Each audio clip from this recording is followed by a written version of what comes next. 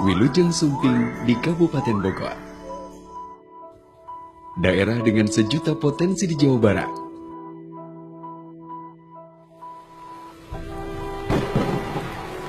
Memasuki Kabupaten Bogor, biasanya Anda akan disambut hujan.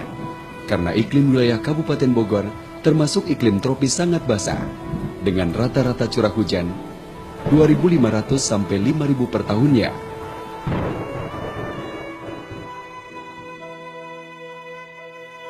Dengan luas wilayah kurang lebih 298 juta hektar, Kabupaten Bogor berbatasan langsung dengan Kabupaten Tangerang, Banten, Kota Depok, Kota Bekasi, dan Kabupaten Bekasi di utara, Kabupaten Karawang di timur, Kabupaten Cianjur, dan Kabupaten Sukabumi di selatan, serta Kabupaten Lebak, Banten di barat.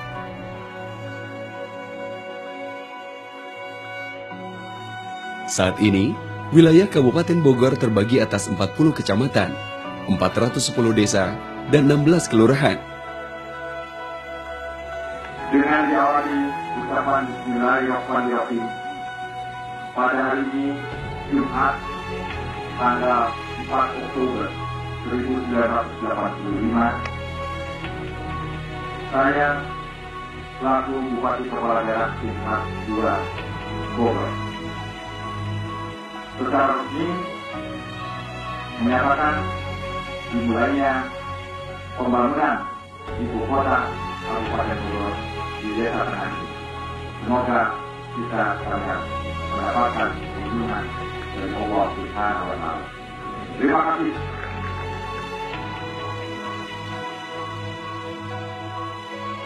Berdasarkan Perda nomor 40 tahun 2003 dan Permendagri nomor 35 tahun 2002. Pusat pemerintahan Kabupaten Bogor terletak di Kecamatan Cibinong yang berada di sebelah utara Kota Bogor.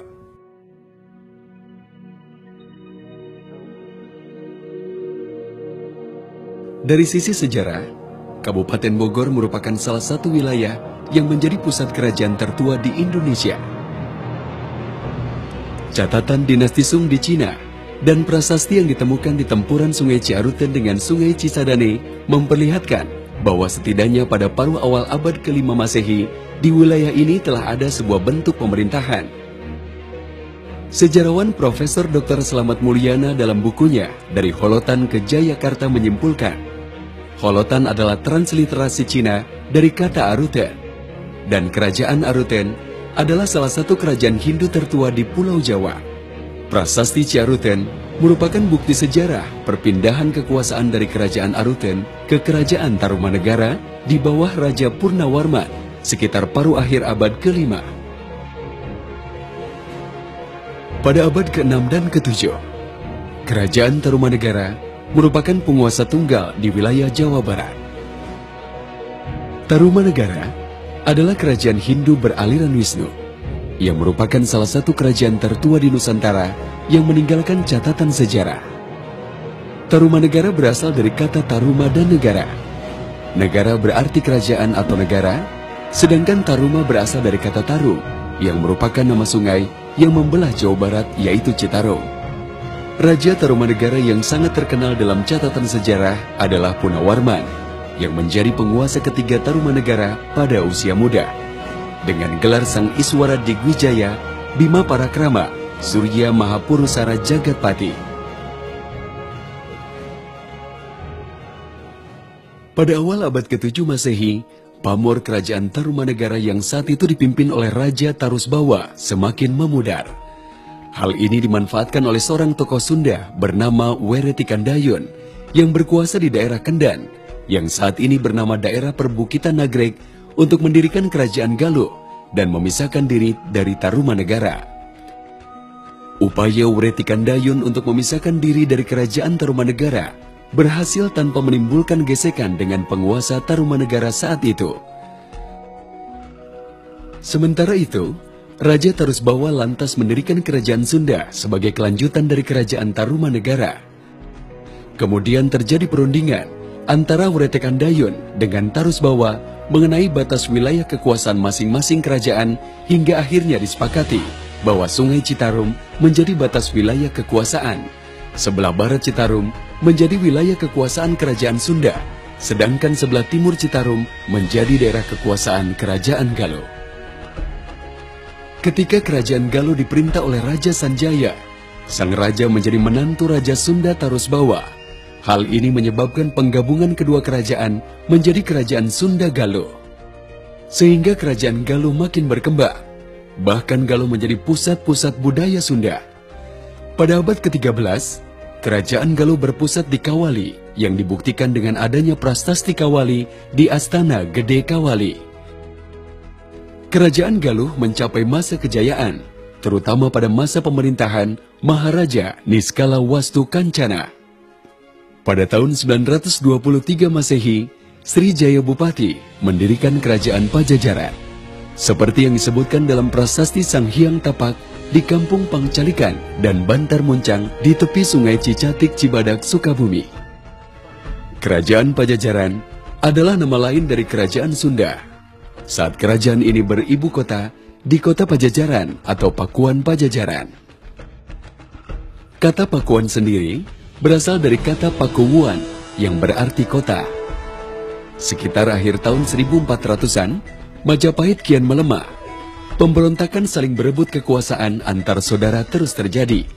Pada masa kejatuhan Prabu Kertabumi atau Brawijaya kelima itulah, mengalir pula pengungsi dari kerabat kerajaan Majapahit ke ibu kota Kerajaan Galuh di Kawali. Dan Raden Baribin, salah seorang saudara Prabu Kertabumi, termasuk di antaranya. Jayadewata yang kemudian bergelar Sri Baduga Maharaja, mulai memerintah di Pakuan Pajajaran pada tahun 1482. Dan selanjutnya nama Pakuan Pajajaran pun semakin populer sebagai nama kerajaan. Sri Baduga Maharaja memerintah Pakuan Pajajaran selama 39 tahun dan mencapai puncak perkembangannya. Dalam prasasti batu tulis dijelaskan, Sri Baduga dinobatkan 2 kali, yaitu yang pertama saat Jayadewata menerima tahta Galuh dari ayahnya Prabu Dewa Niskala, yang kemudian Jayadewata bergelar Prabu Guru Dewa Pranata. Yang kedua ketika ia menerima tahta kerajaan Sunda dari mertuanya, Prabu Susuk Tunggal. Dengan ini, beliau menjadi penguasa Sunda Galuh dan dinobatkan dengan gelar Sri Baduga Maharaja Ratu Haji di Pakuan Pajajaran Sri Sang Ratu Dewata. Di Jawa Barat, Sri Baduga ini lebih dikenal dengan nama Prabu Siliwangi. Pada tahun 1579, Maulana Yusuf penguasa Banten yang merupakan putra Hasanuddin memperkenalkan Islam kepada penduduk daerah Bogor yang saat itu menjadi ibu kota kerajaan Sunda atau Pakuan Pajajaran. Upaya penyebaran agama Islam di daerah Banten, Bogor, dan Sukabumi dilakukan lebih intens oleh Syekh Yusuf dan pengikutnya pada akhir abad ke-17 saat beliau bergerilya terhadap Serdadu Company bersama tentara Banten pimpinan Sultan Agung Tirtayasa. Seiring dengan berkembangnya zaman, Kabupaten Bogor berproses dalam sejarah yang sangat panjang, memiliki beberapa peninggalan prasasti dan situs bersejarah yang mencerminkan perkembangan intelektual dan peradaban manusia. Pada abad ke-19, ketika dilakukan penebangan hutan untuk perkebunan kopi di daerah yang saat ini bernama Kampung Muara, Desa Ciarutan Ilir, Cibung Bulang, Bogor, ditemukanlah prasasti Telapak Gajah atau Kebun Kopi 1. Prasasti Telapak Gajah yang dipahatkan pada salah satu bidang permukaan batu. Prasasti ini ditulis dengan aksara Palawa dan bahasa Sangsakerta yang berbunyi Jaya Visalasya Taruma Mendrasya Hastina Air Fata Nabhasya Fibhatidam Fadafayam, yang berarti di sini nampak tergambar sepasang telapak kaki yang seperti Airawata, gajah penguasa Taruma yang agung dalam kejayaan. Prasasti Batu Dakon atau yang dikenal sebagai Prasasti Batu Congklak atau Prasasti Kebun Kopi 2 adalah prasasti yang ditemukan di daerah Ciarutan Ilir, Cibung Bulang, Kabupaten Bogor. Di dalam sebuah cungkup prasasti Batu Dakon terdapat 2 buah batu dakon. Fungsi batu dakon pada zaman prasejarah adalah sebagai tempat penanggalan atau kalender bercocok tanam sementara. Setelah masuknya kerajaan Tarumanegara, Batu Dakon digunakan sebagai tempat upacara pemujaan terhadap leluhur. Leluhur datang melalui batu menhir atau batu tegak, sedangkan Batu Dakon sebagai tempat sesaji. Sementara itu, berjarak sekitar 1 km dari batu prasasti Kebon Kopi 1, Prasasti Telapak Gajah, terdapat prasasti Muara Cianten yang terletak di tepi Sungai Cisadane dekat Muara Cianten. Prasasti tersebut berbunyi, "Ini sabda Kalanda, Rakrian Juru Pangambat Ikawi Haji, Panika Pasagi Marsan, Desa Barpulikan Haji Sunda."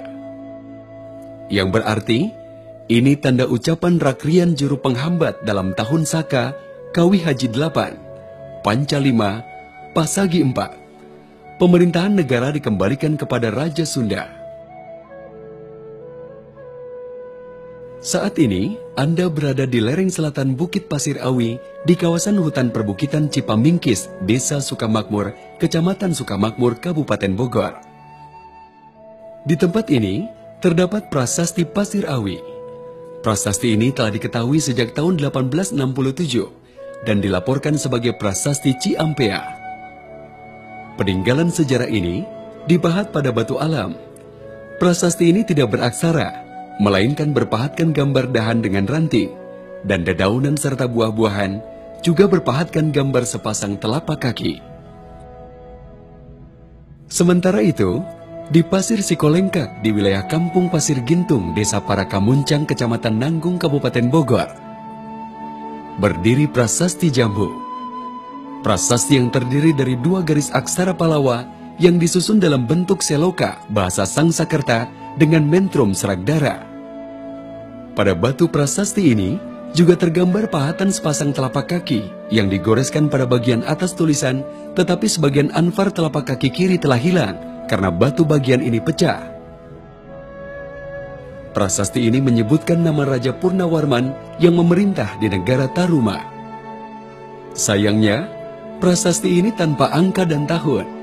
Namun berdasarkan bentuk aksara Palawa yang dipahatkannya, analisis paleografis memperkirakan prasasti ini berasal dari pertengahan abad ke-5 Masehi yang berbunyi, "Simandata Krajnyo Nabarafatir Asamoyah Pura Tarumayam Nama Sri Furna Farma Parakurari Pusara Bedya Vigya Tamafamo Tasyedam Pada Fidpadfayam Arina Garot Sadane Nitya Daksam Baktanam Yandrifanam Bafati Sukakaram Saliyabhutam Ripunam," yang berarti gagah mengagumkan dan jujur terhadap tugasnya adalah pemimpin manusia yang tiada taranya, yang termansur Sri Purnawarman yang sekali waktu memerintah di Taruma dan yang baju zirahnya yang terkenal tidak dapat ditembus senjata musuh. Ini adalah sepasang tapak kakinya yang senantiasa menggempur kota-kota musuh, hormat kepada para pangeran, tapi merupakan duri dalam daging bagi musuh-musuhnya. Selain prasasti, Kabupaten Bogor pun terdapat beberapa situs kuno. Situs Garisul, yang terdapat di Desa Kalong Sawah, Kecamatan Jasinga. Situs ini berupa kompleks pemakaman kuno dengan luas area sekitar 3.000 meter menghadap barat. Data-data menunjukkan, situs ini berasal dari sekitar abad ke-15 hingga 16 Masehi, yang dalam dekade tertentu merupakan peninggalan zaman perkembangan dan kebudayaan Islam. Diketahui lebih lanjut pada salah satu peninggalannya menunjukkan angka 1021 hingga 1031 Hijriah. Di antara kumpulan makam kuno tersebut, ada 9 makam utama yang merupakan simbol kepemimpinan. Analisis ini diambil berdasarkan makam serta ketinggian batu nisan. Hasil pengamatan menunjukkan bahwa di antara ke-9 makam kuno tersebut terdapat nama Syekh Ishaq, Panglima Sultan Hasanuddin Banten dan para istrinya. Salah satu di antaranya adalah putri raja dari Kerajaan Kediri. Situs Garisul sampai saat ini masih menyimpan fakta sejarah yang sampai saat ini masih bersifat misteri. Terletak di hamparan sungai yang memanjang dengan perkiraan lebar antara 30 sampai 40 meter bernama Sungai Cidurian. Konon dulu kala, sungai ini merupakan sarana transportasi jalan air. Di sepanjang jalan air ini, banyak tempat persinggahan bernama dek atau geladak kapal. Sampai ke kota-kota pelabuhan besar di Sangiang dan Merunda, sampai ke hilir Ciomas. Selain situs Garisul, Kabupaten Bogor juga memiliki situs megalitik yang bernama Situs Megalitik Arca Domas. Situs megalitik ini terletak di Gunung Salak Tinjolaya Bogor, yang juga merupakan kaki Gunung Salak Endah. Arca Domas sendiri sebenarnya merupakan beberapa batu-batuan yang tersusun rapi dan dipercaya sudah ada sejak zaman megalitikum. Luas area situs ini kurang lebih sekitar 1 hektar, dan hingga saat ini masih rapi dan terawat dengan baik. Di depan pintu gerbang situs ini tertulis nama Balai Kambang. Tempat ini dipercaya dulunya sebagai tempat penasehat-penasehat Pajajaran berunding dan bermusyawarah menyusun strategi. Kata Arca Domas sendiri berasal dari bahasa Sunda kuno yang berarti 800 patung. Namun belum ada yang menghitung jumlah batu-batuan yang berada di sekitar situs ini. Di antara batu-batu tersebut, ada beberapa batu yang memiliki tulisan-tulisan yang belum terpecahkan secara pasti mengenai arti dari tulisan tersebut. Di tengah area ini terdapat batu tegak berbentuk segitiga yang melambangkan Gunung Salak, dan di sekelilingnya terdapat batu-batu yang terhampar melingkari batu segitiga. Di bagian belakang pusar, ada 3 batu lagi berdiri tegak berbentuk segi 4 memanjang. Di depannya sendiri ditemukan pula 3 buah batu.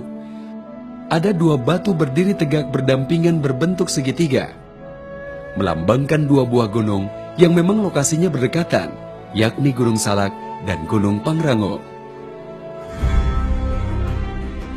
Berdasarkan laporan para kepala rakyat yang dekat dengan bekas ibu kota Pakuan Pajajaran, ditambah adanya hadiah-hadiah dari Sultan Haji Abu Nari Abdul Kahar, penguasa Banten dari 1672 sampai 1677.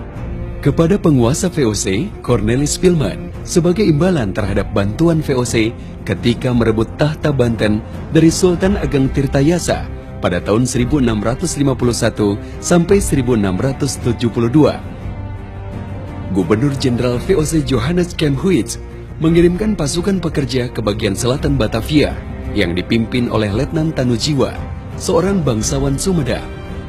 Pasukan ini bertugas membangun berbagai infrastruktur yang diperlukan guna menunjang terbentuknya pemerintahan di daerah pedalaman bagian selatan Batavia.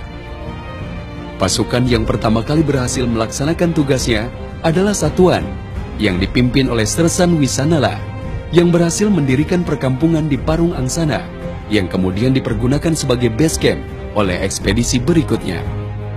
Beberapa ekspedisi dilakukan ke bekas ibu kota Pakuan Pajajaran, di antaranya dipimpin oleh Sersan Scipio pada bulan Juli tahun 1687 hingga 3 September 1687. Ekspedisi yang dipimpin oleh Adolf Winkler, seorang kepala VOC yang memulai ekspedisinya pada hari Rabu tanggal 7 Juni 1690.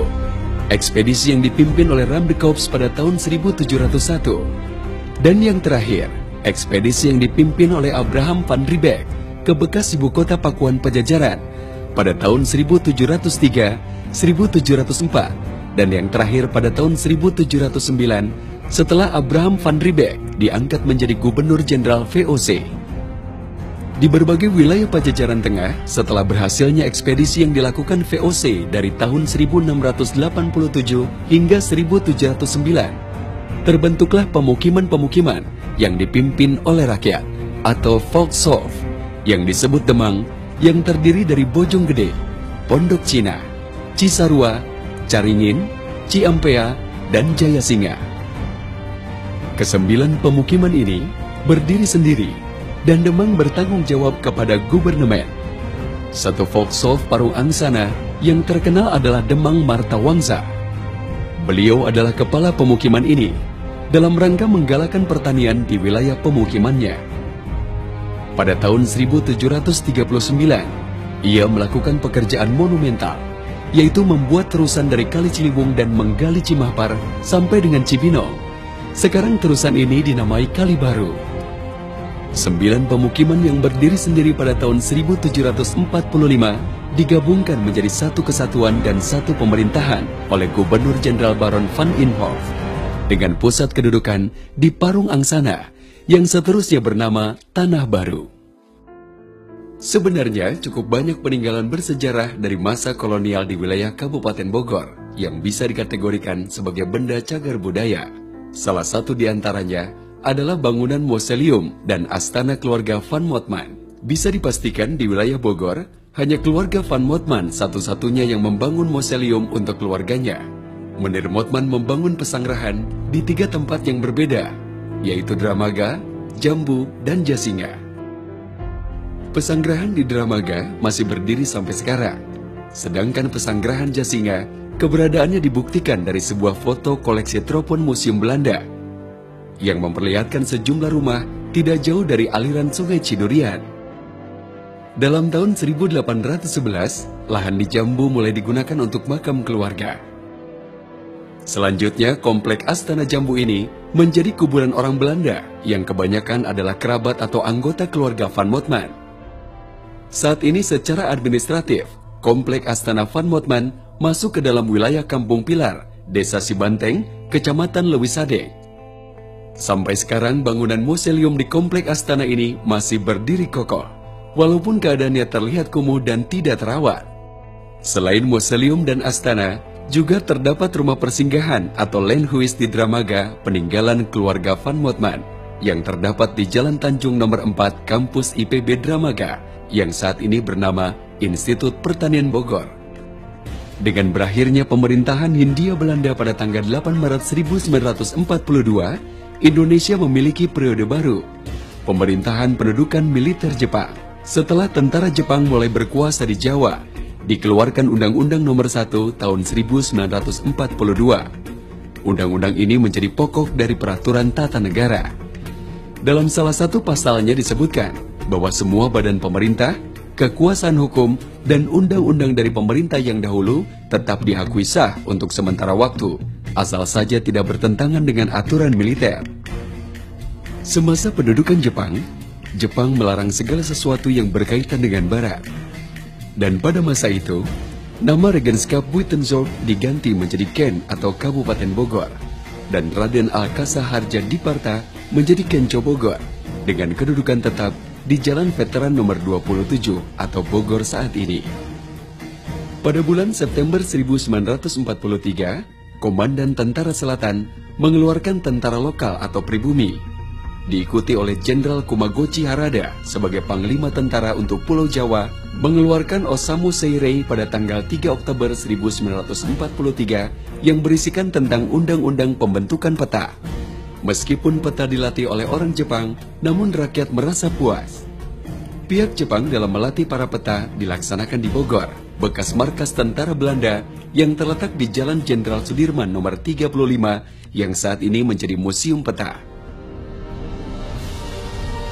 Sebagai kabupaten yang memiliki visi menjadi kabupaten termaju di Indonesia, kini Kabupaten Bogor menjelma menjadi bagian kawasan megapolitan.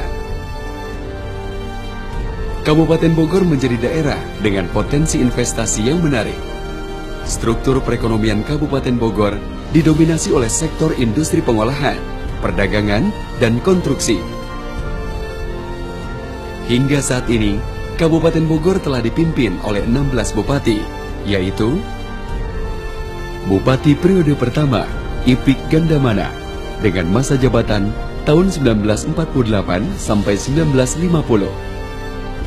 Bupati periode kedua, R.E. Abdullah, dengan masa jabatan tahun 1950 sampai 1959. Bupati periode ketiga, pejabat Bupati PLT atau pejabat pelaksana teknis, Dr. Raden Semeru Sumadi Harja, dengan masa jabatan tahun 1960 sampai 1961. Bupati periode keempat, E.M. Kafi, dengan masa jabatan tahun 1960 sampai 1961. Bupati periode kelima, MM Kartadikarya, dengan masa jabatan tahun 1961 sampai 1967. Bupati periode keenam, Dr. Andes Salkon Wigena, dengan masa jabatan tahun 1967 sampai 1968. Bupati periode ketujuh, Wisatya Sasemita, dengan masa jabatan tahun 1968 sampai 1973. Bupati periode ke-8, Raden Mohmuklis, dengan masa jabatan tahun 1973 sampai 1976. Bupati periode ke-9, Haji Ayub Rugbi, dengan masa jabatan tahun 1976 sampai 1983. Bupati periode ke-10, pejabat Bupati PLT atau pejabat pelaksana teknis, Hasan Wirahadikusuma, dengan masa jabatan tahun 1982 sampai 1983. Bupati periode ke-11, Sudrajat Nata Atmaja, dengan masa jabatan tahun 1983 sampai 1988. Bupati periode ke-12, Haji Edi Yoso Martadipura, dengan masa jabatan tahun 1988 sampai 1993 dan tahun 1993 sampai 1998. Bupati periode ke-13, Haji Agus Utara Effendi, dengan masa jabatan tahun 1998 sampai 2003 dan tahun 2003 sampai tahun 2008. Bupati periode ke-14, pejabat Bupati PLT atau pejabat pelaksana teknis Dr. Andes Haji Sumirat MM, dengan masa jabatan bulan September sampai Desember tahun 2009.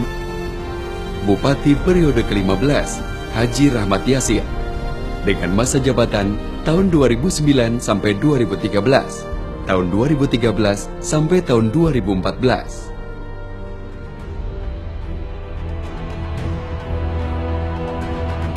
Melalui kantor arsip dan perpustakaan daerah, ini diharapkan pelayanan kepada masyarakat harus dilakukan secara cepat dan tentu saja ini harus dikawal melalui standar operasional prosedur yang ditetapkan oleh pemerintah.